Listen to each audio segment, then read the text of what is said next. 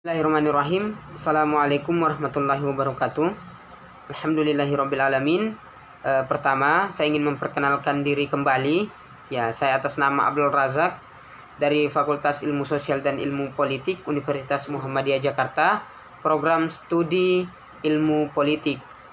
Ya, alhamdulillahirrabbilalamin, teman-teman sekalian. Kembali lagi bersama saya. Pada video kali ini kita masih akan membahas terkait dengan tipe-tipe kepemimpinan politik yang sudah kita bahas sebelumnya, terkait dengan beberapa tipe kepemimpinan politik yang sudah kita bahas. Nah, pada tipe kepemimpinan politik yang akan kita bahas pada kali ini, kita akan membahas tiga hal tipe kepemimpinan. Yang pertama adalah tipe kepemimpinan transaksional, yang kedua adalah tipe kepemimpinan transformasional, dan yang ketiga adalah tipe kepemimpinan fungsional. Sebelum itu teman-teman sekalian, saya mengajak teman-teman sekalian untuk senantiasa bersyukur kepada Allah Subhanahu wa taala atas limpahan rezeki, atas limpahan nikmat yang diberikan kepada kita, nikmat kesehatan, sehingga kita masih dapat melaksanakan aktivitas seharian kita, rutinitas kita dalam kehidupan kita. Terkhusus semoga Allah senantiasa memberikan kita nikmat kesehatan untuk menjalankan ibadah puasa Ramadan pada Ramadan kali ini. Semoga kesehatan senantiasa berpihak kepada kita selama melaksanakan ibadah puasa Ramadan dan ibadah-ibadah lain dalam bulan suci Ramadan ini.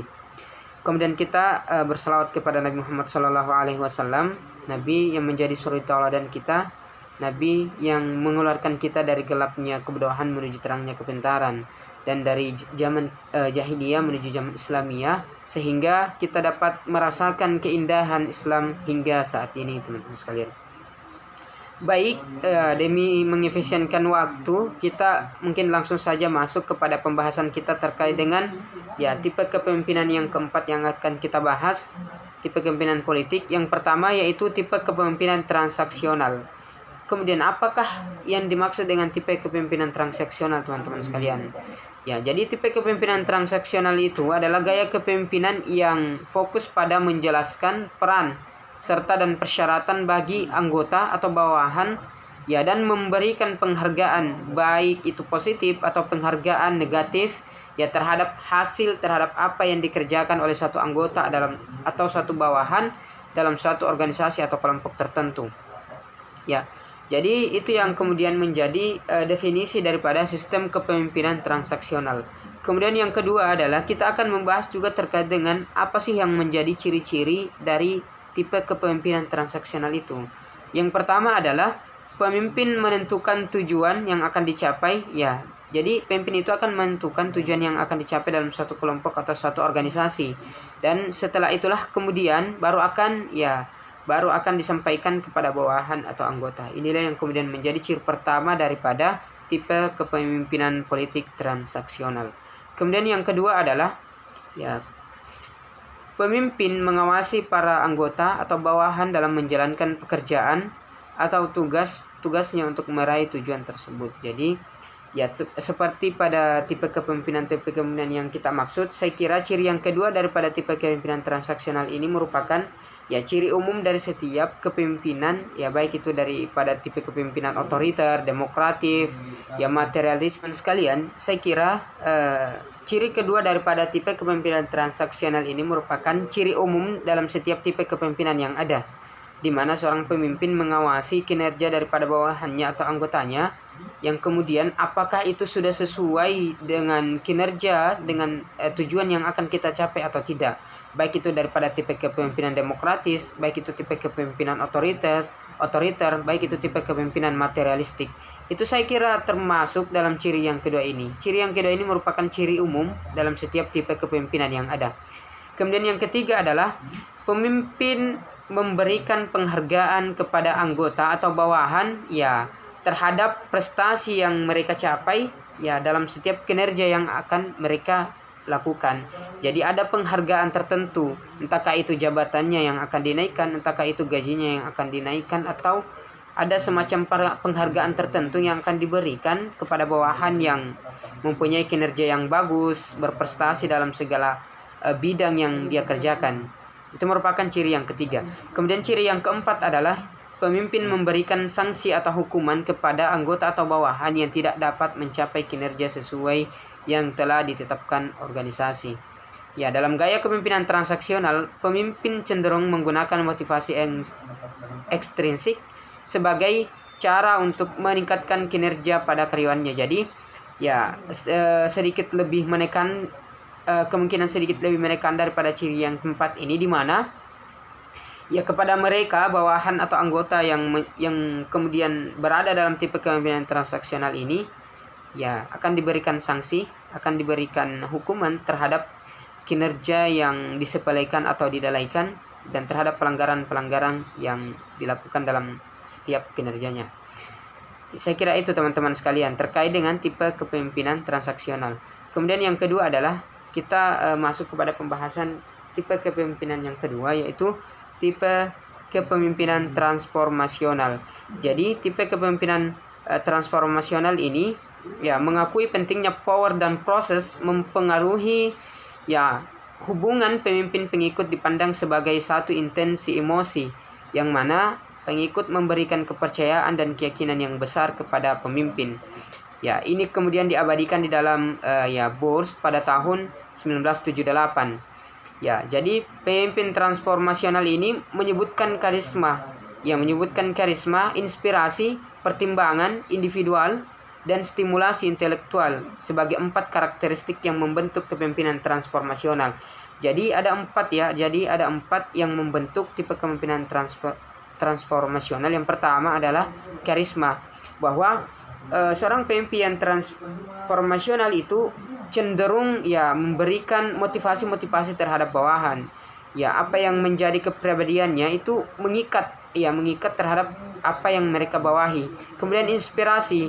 Jadi seorang pemimpin yang transformasional itu akan senantiasa memberikan inspirasi, akan senantiasa memberikan contoh yang baik terhadap mereka yang menjadi bawahan anggotanya. Kemudian yang selanjutnya adalah kemudian apa yang dimaksud dengan inspirasi dalam kepemimpinan transformasional ini?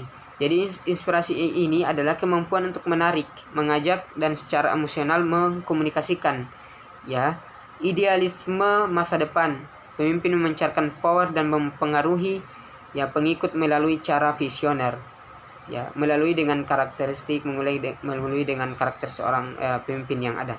Pertimbangan individual menggambarkan bagaimana pemimpin memperoleh power, kekuatan, baik melalui pelayanan maupun kepenasihatan dan pengembangan orientasi pengikut. Stimulasi intelektual mendorong pengikut untuk berpikir dengan cara baru terhadap masalah-masalah lama.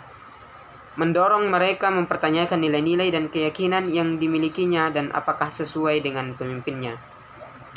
Jadi, teori kepemimpinan transformasional ini menyatakan bahwa pemimpin dapat mengoptimalkan kekuatan dan pengaruh mereka terutama melalui karisma. Jadi, pemimpin yang bersifat transformasional ini lebih cenderung kepada inspirasi dan karisma daripada seorang pemimpin tersebut. Kemudian selanjutnya teman-teman sekalian, kita akan membahas tipe kepemimpinan yang ketiga, yaitu tipe kepemimpinan teori kontingensi atau situasional. Jadi tipe kepemimpinan kontingensi atau situasional ini merupakan suatu pendekatan terhadap kepemimpinan yang menganjurkan pemimpin untuk memahami perilaku mereka, perilaku bawahan, dan situasi sebelum menggunakan gaya kepemimpinan tertentu. Jadi, tipe kepemimpinan situasional ini lebih cenderung sebelum menjabat sebagai seorang pemimpin, misalnya, dia akan lebih cenderung memperhatikan dulu bagaimana keadaan bawahannya, bagaimana keadaan lingkungan sekitar terhadap gaya kepemimpin apa yang cocok kira-kira terhadap lingkungan yang ada dalam suatu tempat atau suatu kelompok organisasi tersebut. Sehingga saya kira terkait dengan tipe kepemimpinan situasional ini akan lebih efektif saya kira, sehingga dapat mempertimbangkan segala kemungkinan yang akan terjadi lewat memperhatikan situasi terlebih dahulu. Tipe kepemimpinan yang cocok mereka ini para anggota atau calon anggota atau bawahan ini cocoknya ya diapakan, apakah mereka akan cocok di kerasi atau bagaimana. Maka tipe kepemimpinan fungsional ini merupakan tipe kepemimpinan yang mempersiapkan diri sebelum menjadi seorang pemimpin.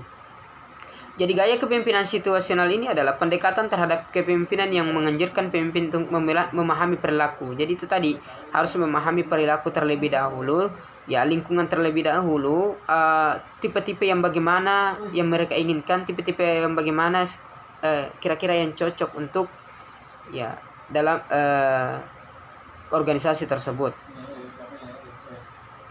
Kepemimpinan situasional adalah teori kepemimpinan yang pertama kali dibuat oleh Kenneth Blanchard dan Paul Hersey.